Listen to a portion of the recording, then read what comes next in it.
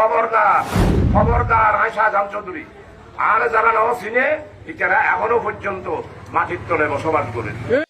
প্রশাসনকে আয়ত্ত আনার বক্তব্য দিয়ে সমালোচনার মাঝেই আবারও আলোচনায় জামায়াতের কর্মপরিষদের সদস্য ও চট্টগ্রাম ১৫ সাতকানিয়া থেকে লোহাগাড়া আসনের সাবেক সংসদ সদস্য শাহজাহান চৌধুরী।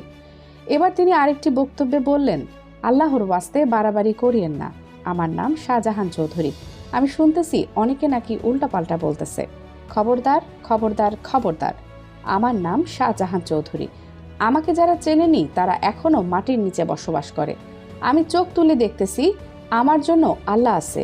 আল্লাহর মেহেরবানি, আমার জন্য সূর্য দাঁড়িয়ে থাকবে।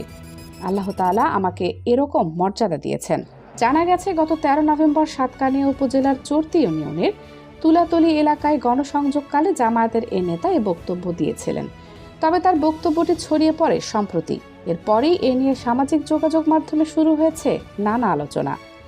শাহজাহান চৌধুরীকে আরও বলতে শোনা যায়, উল্টাপাল্টা করিও না, অবশ হয়ে যাবে। আমি যদি চোখের পানি ফেলি অবশ হয়ে যাবে। আমি অনেক কষ্ট পেয়েছি। 18 বছরের মধ্যে 9 বছর জেল খেটেছি। আমি টাকা পয়সা চাই নাই, ধন দৌলত কাপড় চোপড় পরিবারকে চাইনি। আমি আপনাদের দুয়ারে আজকে এসেছি। কানিজ ফাতেমার সোমা, ডেস্ক রিপোর্ট, 0 টিভি।